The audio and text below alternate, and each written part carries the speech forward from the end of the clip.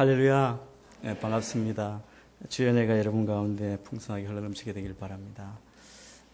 장로님 기도해 주시면서 기도 안에 우리의 마음을 무겁게 하는 많은 일들이 우리 주변에 일어나고 있는데, 오늘 찬양을 통해서 우리 안에 그럼에도 불구하고 구원받은 자의 기쁨이 넘칠 수 있도록 그렇게 깨닫게 해주셔서 감사합니다. 우리 성가대 감사하고요. 우리 위클리 포커스에 보시면 이제 남아있는 아우리치 일정이 나와 있습니다. 지금 국내 아우리치가 진행되고 있고 몇 군데가 남아있는데, 끝까지 잘 마무리해서 이번 여름에 놀라운 은혜의 귀한 간증이 나올 수 있도록, 또 오가는 모든 길의 안전을 지켜주시도록 기도해 주시면 고맙겠습니다. 같이 기도하겠습니다. 하나님 아버지 감사합니다. 오늘도 우리를 주님 앞에 불러주시고 말씀을 듣게 하시고 또 말씀에 비추어 우리의 삶을 돌아보고 변하게 하시니 감사합니다. 우리가 기대함으로 사모함으로 주의 말씀 앞에 서게 하여 주시옵소서. 우리가 정직하게 주님 앞에 서서 우리의 죄된 모습을 회개하고 주님으로부터 의롭다함을 받는 그런 귀한 주의 자녀들 다 될 수 있도록 인도하여 주옵소서. 예수님 이름으로 기도합니다. 아멘. 우리의 삶에 결정적으로 중요한 것이 있다면 그것은 바로 하나님을 아는 것이라고 할 수 있습니다. 하나님을 아는 지식이라는 책을 쓴 제임스 패커가 그 책 한국어판 서문에 보니까 이렇게 이야기하고 있는 것을 봤습니다. 우리의 구원자이신 예수 그리스도를 통해서 창조주 되신 하나님과 힘써 교제하는 것은 누구에게나 가장 중요한 일이다. 여러분, 하나님에 대해 아는 것, 우리가 다 하나님을 알고 하나님을 믿고 신뢰하기 때문에 다 이 자리에 나온 줄 믿습니다. 하나님을 아는 사람은 우리도 알 수 있고, 그리고 우리가 주님 앞에 거룩한 백성으로 우리의 갈 길이 어떠한지, 우리가 어떻게 살아야 하는지를 알고 헌신하며 갈 수 있는 줄 믿습니다. 여러분, 우리가 이 세상의 주인이시고 이 세상을, 온 우주를 운행하시는 하나님을 알지 못하고 이 세상을 살아간다는 것은 우리에게는 큰 고통이고 어려움일 수밖에 없습니다. 마치 여러분 해외여행을 갔을 때 말도 통하지 않고 길도 모르고 낯선 사람이 있는 그곳에서 홀로 떨어졌다고 생각해 보십시오. 너무나 답답할 것입니다. 그리고 방황하게 될 것이고 머뭇거리게 될 것이고, 그리고 시간을 낭비하고 어떻게 되면 영혼을 잃어버릴지도 모르는 그런 길을 가게 될지도 모릅니다. 여러분, 이 땅에 살면서 우리가 하나님을 알지 못한다는 것, 하나님을 그리고 올바로 알지 못한다는 것은 그렇게 위험한 것이고, 또 우리가 하나님을 안다는 것이 가장 인생에 중요하다는 것을 우리가 깨달아야 할 줄 믿습니다. 우리가 오늘 이곳에 와 있지만 우리가 다 보이는 사람들 대상을 의식하며 살아가는 자입니다. 혹시 우리 안에 보이는 대상 앞에 서 있다고 해서 거기만 집중하고 거기만 신경을 쓴다면 우리는 가장 중요한 것을 놓칠 수 있습니다. 그것은 우리는 보이지 않는 대상을 꼭 기억해야 합니다. 오늘 이 자리에 보이지 않지만 우리를 받으시고 우리를 만나기를 기뻐하시는 그 하나님, 우리의 모든 중심을 꿰뚫어 보시는 그 하나님을 기억하고 하나님의 계심을 우리가 알아야 합니다. 오늘 우리가 예배드리고 또 기도할 때 우리의 예배와 기도는 더 이상 사람이 보는 데서 사람 앞에서 하는 힘 있는 사람을 위해 하는 것이 아닙니다. 우리가 바로 하나님께서 우리의 예배를 받으시고 우리의 기도를 듣고 계심을 기억하는 우리 모두가 되기를 바랍니다. 여러분, 오늘 읽을 말씀은 우리에게 정말 잘 알려진 비유의 말씀입니다. 그리고 그 내용도 아주 간단합니다. 예수님께서는 이 비유에 대비되는 두 인물을 등장시키십니다. 한 사람은 당대의 가장 경건한 부류로 인정되었던 바리새인입니다. 다른 한쪽은 죄인으로 분류된 세리가 등장하고 있습니다. 여러분, 예수님이 이 두 사람을 등장시켰을 때 이 신분만으로도 우리에게 많은 것을 암시해 주고 있습니다. 먼저 9절 10절 말씀을 우리가 함께 읽겠습니다. 9절 10절입니다. 시작. 자기가 의롭다고 생각하며 업신여기는 몇몇 사람들에게 두 사람이 기도하러 성전에 올라갔다. 한 사람은 바리새파 사람이고 또 다른 사람은 세리였다. 예수님께서 이 비유를 들려주시는 이유, 그리고 그 대상에 대해서 말씀합니다. 자기가 의롭다고 생각하며 다른 사람들을 업신여기는 사람을 두고 말씀하십니다. 개역 성경에 보면 이 업신여기다는 말씀이 멸시하다는 뜻으로 되어 있습니다. 여러분, 오늘 등장한 이 바리새인은 자기가 의롭다고 생각하는 사람이고 또 다른 사람들을 업신여기는 부류에 속한 그런 사람입니다. 여러분, 우리가 바리새인에 대해서 많이 들었습니다. 그 사람들의 생각은 하나님이 용납하실 만큼 의로운 사람, 이 땅의 의로운 존재는 자기들밖에 없다고 그렇게 믿었던 사람입니다. 그 사람들이 바리새인이고 종교 지도자들입니다. 그리고 오늘 등장하는 세리는 그 사람들이 멸시하는 사람들 중에 가장 대표적인 사람이 바로 이 세리이죠. 그런데 오늘 말씀해 보니까 이 두 사람이 성전에 기도하러 올라갔다고 소개하고 있습니다. 여러분, 기도하러 올라갔다고 했을 때 많은 사람들의 관심은 기도라면 바리새인의 기도에 관심이 있지 않겠습니까? 종교 지도자인 경건한 사람의 기도는 어떨 것인가?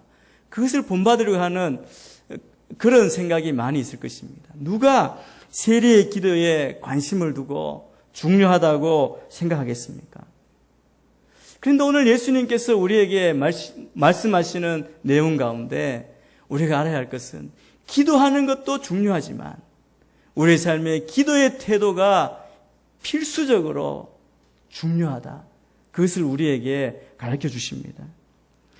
여러분, 오늘 등장하는 바리새인과 여기 세리는 극과 극의 차이가 있습니다. 바리새인은 신앙의 최고의 가치를 두는 사람들입니다. 그리고 세속적인 일에는 별 관심이 없고 하나님의 율법을 지키는 일에 정말 끊임없이 노력하는 사람들이 바로 바리새인이라고 할 수 있습니다. 그래서 그 당시에 바리새인은 사실은 많은 사람들의 존경과 인정을 받은 사람입니다. 그런데 반면에 세리는 부와 명예와 권세를 찾기 위해서 혈안이 되어 있는 그런 사람이라고 할 수 있습니다. 로마 권력을 등에 업고 사실은 그들에게 협조하면서 그 민족의 피 같은 그 세금을 받아들이는 사람, 어떻게 보면 착취하는 사람들이죠. 그래서 자기의 실익을 챙기는 그런 사람입니다.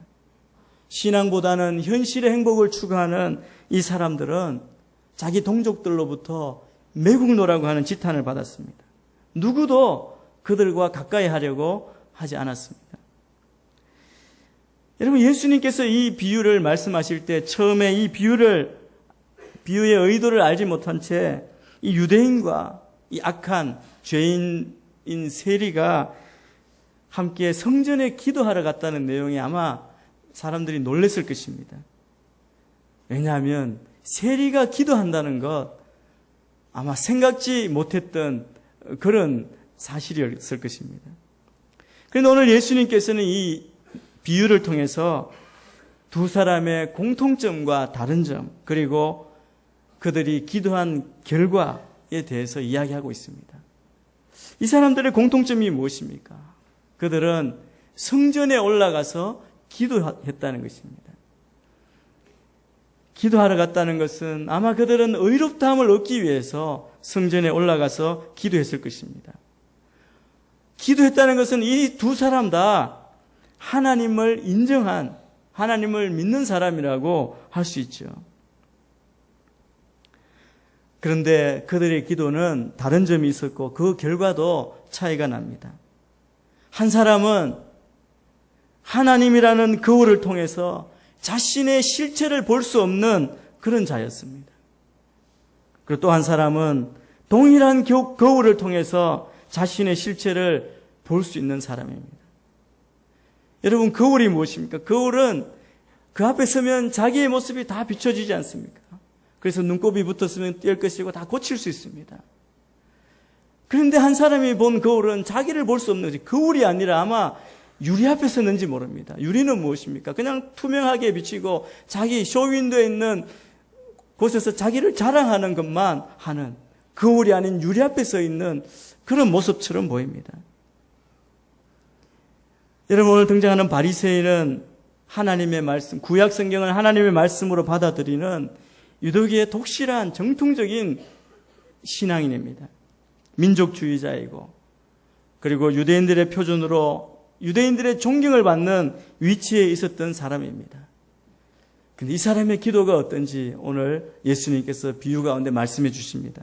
11절, 12절 말씀 계속해서 같이 읽습니다. 시작. 바리새파 사람은 서서 자신에 대해 이렇게 기도했다. 저는 다른 사람들, 곧 남의 것을 빼앗는 사람이나 불의한 사람이나 가늠하는 사람과 같지 않고 이 세리와도 같지 않음을 감사합니다. 저는 일주일에 2번씩 금식하고 얻은 모든 것에 11조를 냅니다. 바리새인의 이 기도의 내용을 들으면 이 사람이 어떠한 삶을 사는지를 그림처럼 볼 수 있습니다. 그런데 그의 기도하는 모습은 서서 따로 기도했습니다. 다른 성경에 보면 그가 서서 사람이 잘 보이는 데서 큰 소리로 그렇게 기도하는 모습을 볼 수 있습니다. 여러분, 여기 등장하는 자기의 삶의 모습, 이것은 사실은 꾸며낸 이야기가 아닐 것입니다. 자기가 실제로 살고 있는 모습을 그렇게 기도하는 것이, 기도라 하되 소리를 내는 것입니다. 그런데 여러분, 우리가 기억해야 할 것은 이 안의 내용, 기도의 내용이 사실이라고 해도 하나님 앞에서 가져야 할 올바른 겸손의 태도는 아니라는 것이죠. 이 사람이 어떻게 기도하고 있습니까? 자신이 다른 사람과 같은 죄인이 아니라는 사실로 인해서 하나님께 감사합니다. 저 세리와 같지 않습니다. 그것에 대해서 감사하고 있습니다. 9절 말씀처럼 자기만 옳다고 하는 확신은 결국 다른 사람을 업신여기게 되는 것입니다. 그리고 그는 자신이 죄인이 아니라고 하는 그런 오류를 범하고 있습니다. 자기가 하는 금식 11조를 자랑합니다. 정해진 것보다 더 많이 드리는, 더 열심히 헌신하는 그것에 대해서 자랑하고 있는 모습을 볼 수 있습니다.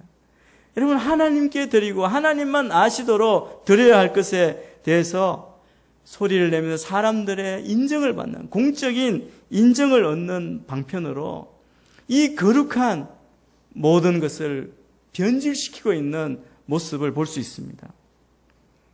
그리고 이 사람은 자신과 그 자신의 의에 대해서 확신하면서 이 기도의 내용을 보면 자기가 이렇게 선하고 좋은 사람이라는, 거룩한 사람이라는 것을 선전하는 문구로 기도를, 그러니까 광고의 도구로 사용하고 있습니다. 여러분, 바리새인의 문제는 무엇입니까? 그의 기도를 보면 오직 자기만 있습니다. 여러분, 기도는 무엇입니까? 하나님께 드리는 것이고 하나님과 대화하는 것이고, 그리고 하나님께서 우리 가운데 임하셔서 나를 고쳐주실 것을 구하는 것 아닙니까? 여러분, 엄밀하게 말하면 이 바리새인의 기도는 기도가 아닙니다. 자기 선전이고 자기 광고이고 자기 과시일 뿐입니다. 여러분, 자기가 이렇게 종교적으로 그리고 도덕적으로 완벽하다고 하는 사람에게 기도가 왜 필요한지 모르겠습니다. 기도는 우리가 죄인이고 우리가 아무것도 할 수 없고 연약하기 때문에 창조주이신 절대자이신 하나님께 도움을 구하고 또 나아가는 것 아닙니까? 오늘 11절에 보면 이 바리새인의 처음 한번 하나님 하고 이렇게 부르기는 합니다. 그것도 또한 자기 광고입니다. 나는 다른 사람과 같지 않습니다. 나는 일주일에 2번씩 금식하고 11조 합니다. 근데 원어에 보면 우리말에는 2번 정도 나는이라고 나오지만 원어에 보면 이 나는이라는 말이 훨씬 더 두드러지게 나오고 있습니다. 여러분 생각해 보십시오. 우리 인생이 어떤 존재입니까? 하나님 앞에서 누구도 자기를 자랑하고 광고할 수 있는 사람은 아무도 없습니다. 오히려 하나님 앞에서는 성자라고 하는 사람조차도 참회록을 쓰지 않습니까? 여러분 그것이 맞는 일입니다. 그런데 이 바리새인을 보십시오. 이 바리새인의 기도를 하나님이 들어주시겠습니까? 여러분 이 바리새인은 가장 중요한 것은 하나님도 몰랐고 그리고 자기 자신이 어떤 존재인지도 몰랐다는 것입니다. 종교개혁가인 깔뱅이 기독교 강요를 썼습니다. 이 기독교 강요 앞부분에 보면 이런 말이 있습니다. 요약하면 우리가 알아야 할 지식이 있는데 꼭 알아야 될 지식은 하나님에 대한 지식이고 또 하나는 자기 자신에 대한 지식이다. 그런데 하나님에 대한 지식이 없으면 절대로 자기 자신에 대한 지식을 아는 것은 불가능하다. 그렇게 말하고 있습니다. 여러분 바리새인이 이렇게 기도했다는 것은 하나님을 발견하지 못했기 때문에 그렇습니다. 하나님을 만나지 못했기 때문에 그렇습니다.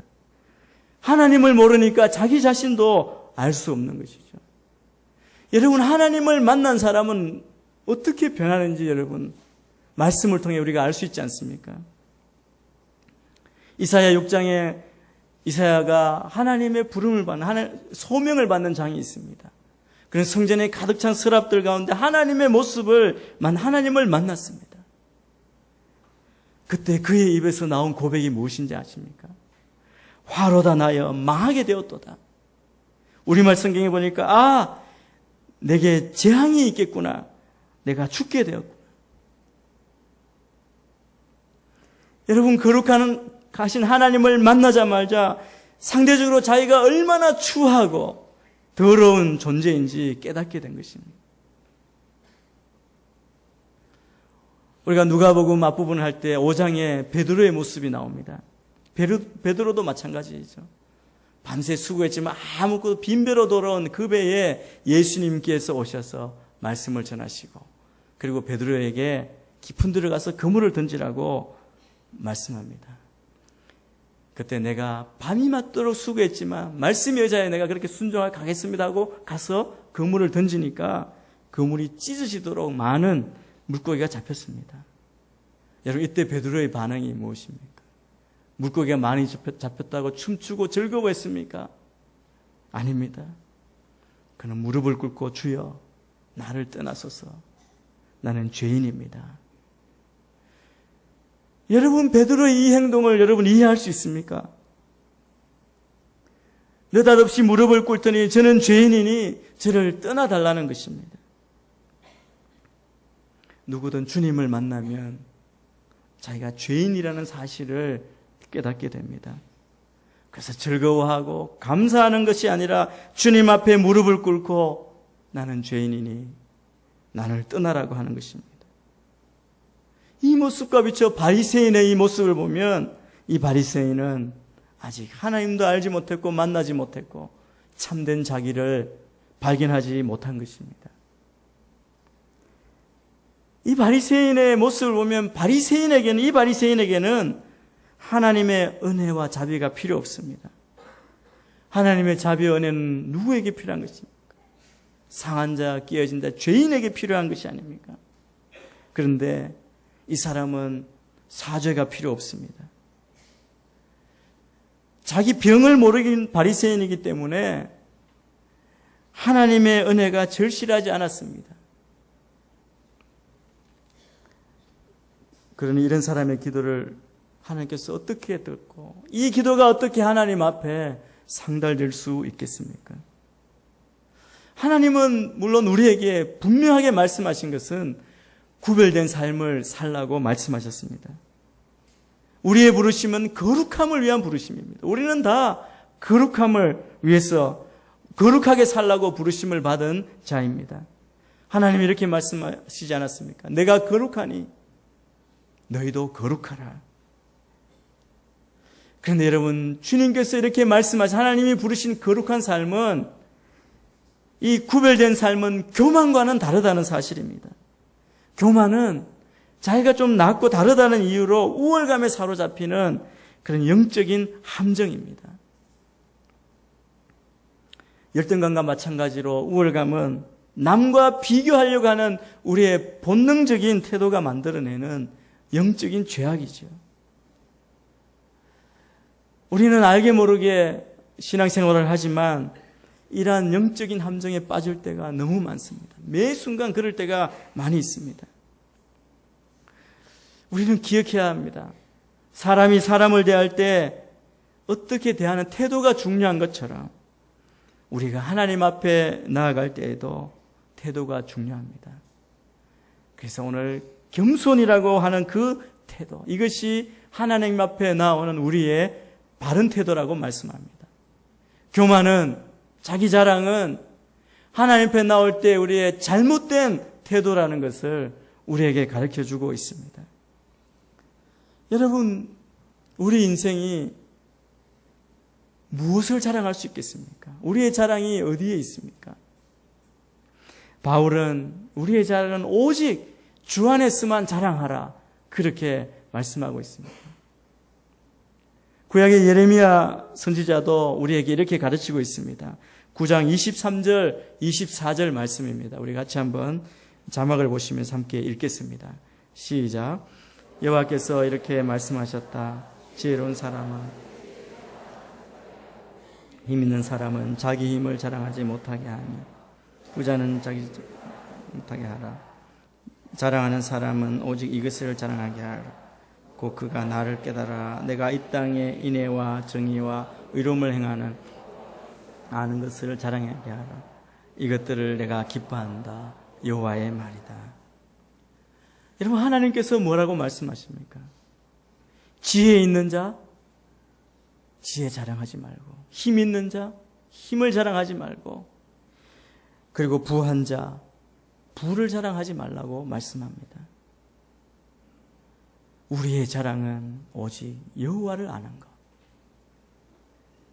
우리 인생의 가장 중요한 것이 바로 그것이라는 것입니다. 여러분, 오늘 우리는 다 하나님 앞에 나왔습니다.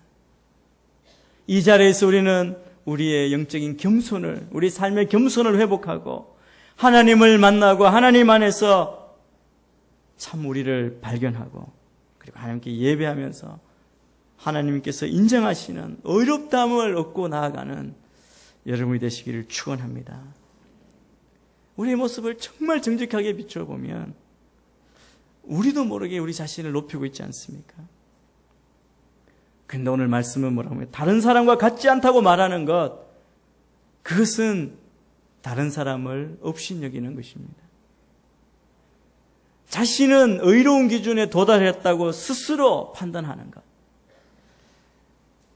여러분, 우리의 자랑 가운데에는 남을 경시하는 마음, 그리고 자기의 우월감을 은근히 드러내는 그런 의도가 있는 것이죠. 그런데 이런 태도는 하나님 앞에서 가장 악한, 가증스러운 일이라고 말씀하고 있습니다. 스스로 자신을 높이 평가하는 것은 하나님 앞에서 부정한 것이고, 그리고 편견에 불과하다는 것이죠. 바리새인의 문제는 자기 자신에 대해서 무감각했고 무지했습니다. 자기 자신에 대해서 무감각하고 무지했기 때문에 자기의 영적 상황이 어떤 것인지, 자기의 존재가 정말 어떤 존재인지를 점검하지 못한 것이죠. 여러분, 이런 상태가 가장 절망적인 상태라고 할 수 있을 것입니다. 하나님의 은혜를 사모하기 위해, 입기 위해 사모하며 그렇게 나온 것이 아니라 자기의 공로를 자랑하기 위해서 그 수고스럽게도 성전까지 나와서 그렇게 한 것처럼 보입니다. 그의 기도는 자기 자신이 중심이 되었지만 그 안에는 참된 자기의 모습을 볼 수 없었습니다. 오늘 장로님 기도 가운데도 말씀을 인용해 주셨는데, 이 계시록에 보면 책망받은 교회가 있죠. 그 중에 라오디게아 교회의 모습이 바로 이와 같지 않았나 생각합니다. 이 바리새인의 모습처럼 그랬습니다. 계시록 3장 17절 말씀 우리 같이 한번 읽겠습니다. 시작. 내가 말하기를 나는 부자라 풍족해 부족한 것이 하나도 없다. 하나 너는 자신이 비참하고 불쌍하고 가난하고 눈멀고 벌거벗은 사람을 알지 못한다. 이 라오디게의 교회의 모습이 그것입니다. 나는 풍족하다 부족한 것이 없다. 그런데 하나님은 뭐라고 말씀합니까?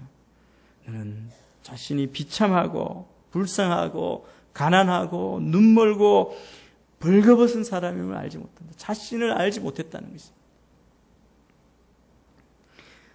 자기가 어떤 상태인지 알지 못하는 것이 얼마나 큰 어리석음인지 말씀해 주고 있습니다. 이 바리새인과 반대로 이 세리는 이 성전에 와서 기도하며 자기가 하나님의 거룩한 계명을 어기며 살아온 지난 날들을 회개합니다. 그 회개하면서 가슴을 치며 회개한다고 말씀합니다. 이 가슴을 친다는 것은 자기의 애통하는 심정을 잘 표현하는 것입니다. 어떤 책에 보니까 이 유대인들도 이 부모님이 돌아가셨을 때도 이 가슴을 치는 그런 애통함을 그렇게 표현하지 않는다고 합니다. 그만큼 이 세리는 정말 말할 수 없는 그 아픔을, 애통함을 표현하고 있는 것입니다. 그가 얼마나 자신의 잘못에 대해서 크게 슬퍼하고 고통스러워하는가를 보여줍니다. 세리는 하나님 앞에 자신을 돌이켜보면 볼수록 하나님 앞에 자기가 얼마나 몹쓸 죄인인가를 깨달았습니다. 그런데 이 세리의 기도 자세는 하나님 앞에 죄인인 우리의 기도의 자세가 어때야 되는지를 가르쳐주고 있습니다. 13절 말씀 같이 한 목소리를 읽겠습니다. 시작.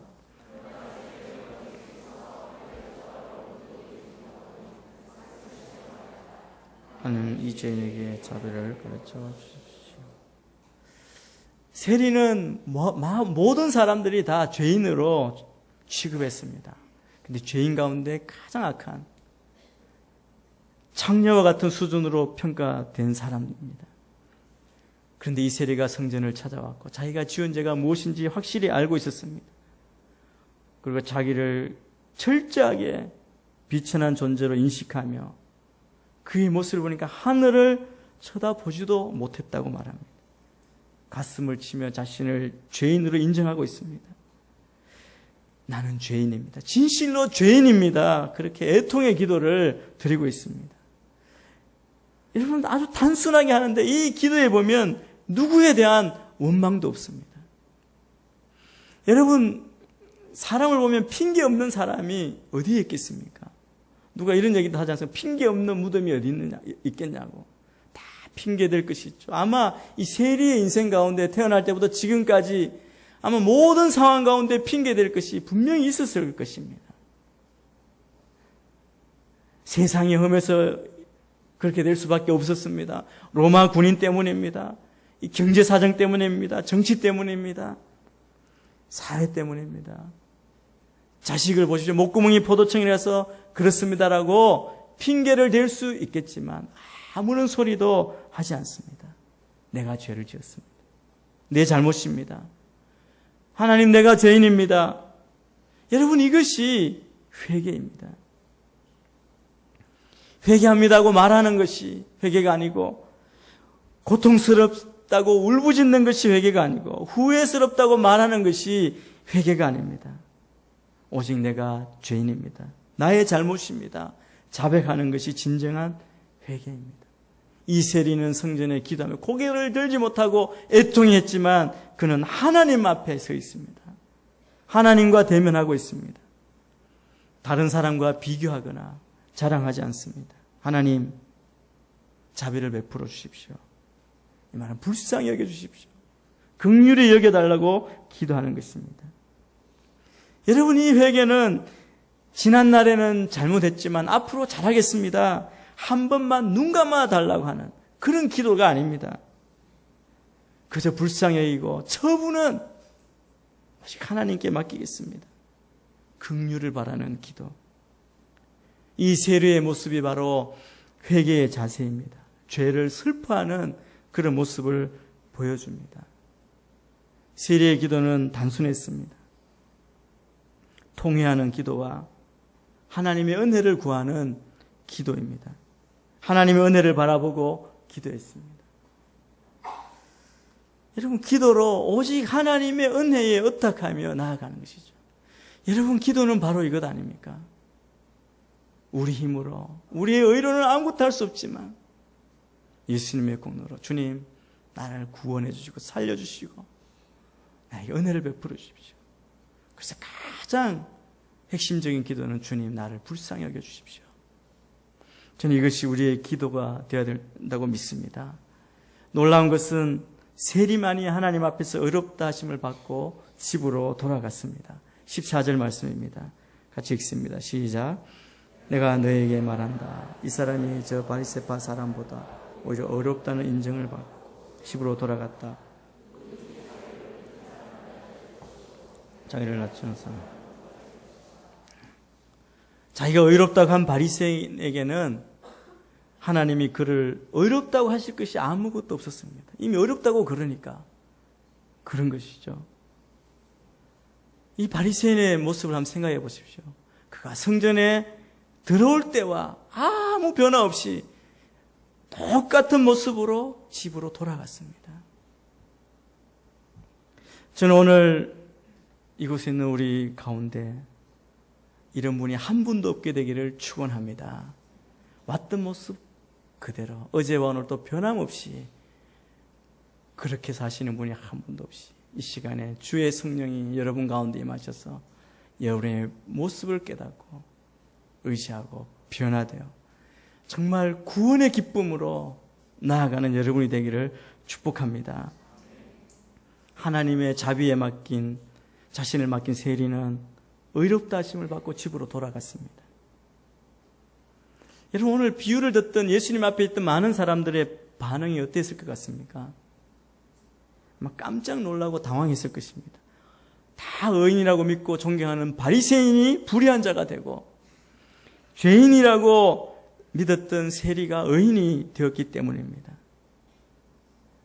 여러분, 예수님의 말씀대로 여러분 한번 생각해 보십시오.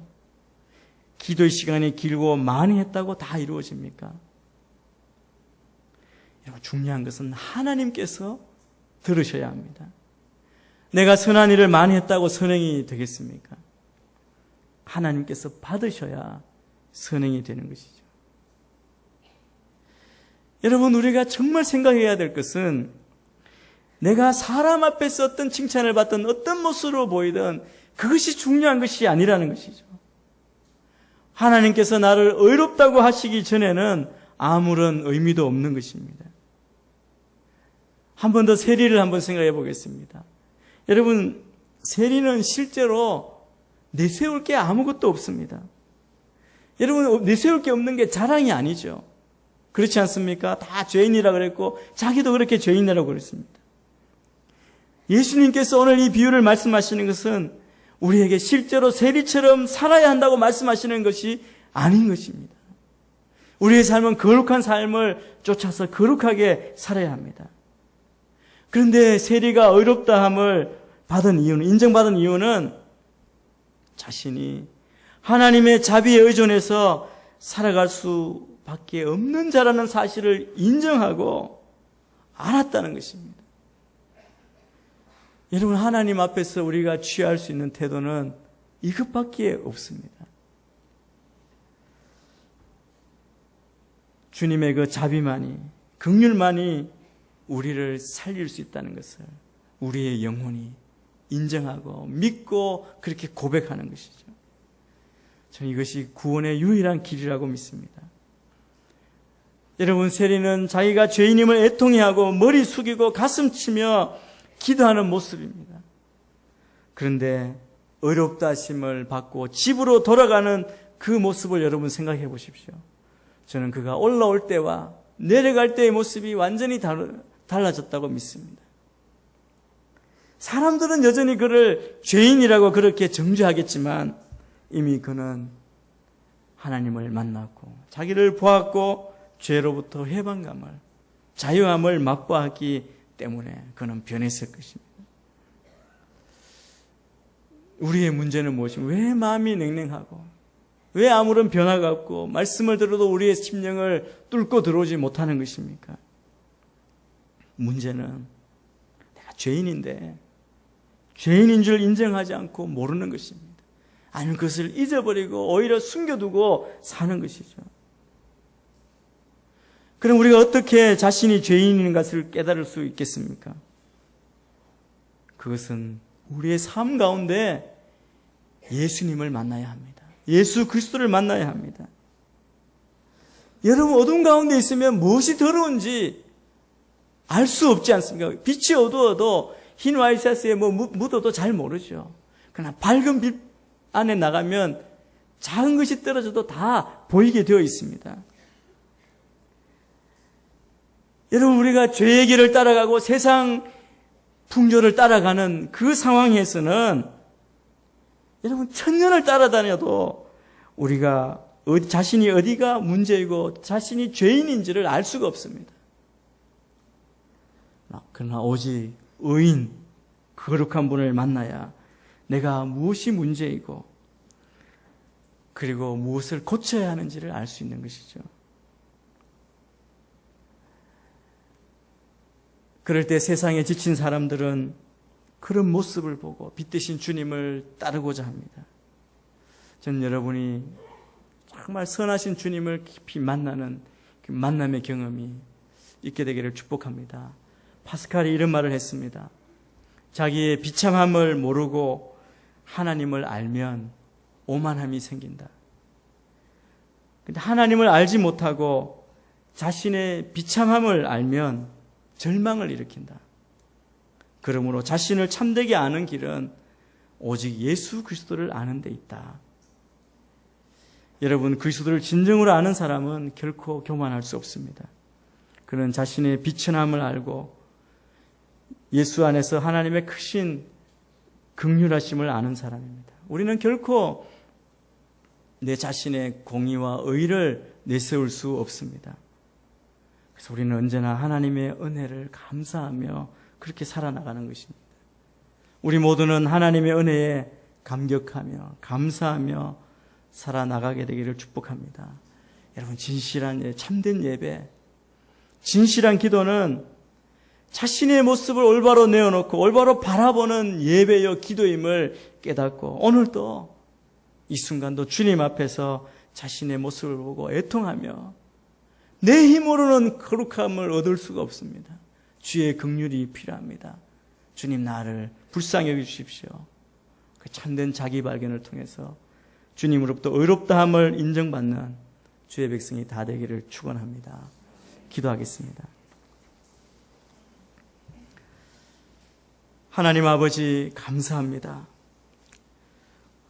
우리를 만나주시고 만나기를 기뻐하시는 주님, 이 시간에 우리가 다 주님 앞에 나왔습니다. 우리가 다 주님을 만나고 우리의 원래의 모습을 깨닫고 애통하며 회개하는, 그리하여 주님으로부터 의롭다함을 받는 저희가 되게 인도하여 주옵소서. 우리 안에 있는 바리새인과 같은 모습, 자랑하는 모습, 스스로 높이는 모습을 회개합니다. 주여, 우리를 낮춰주시고 오직 우리가 주님 안에서 우리 자신을 깨닫고 주님을 만나고 주님 안에서 자라가는 믿음의 삶을 사는 저희가 되게 인도하여 주옵소서. 예수님 이름으로 기도합니다. 아멘.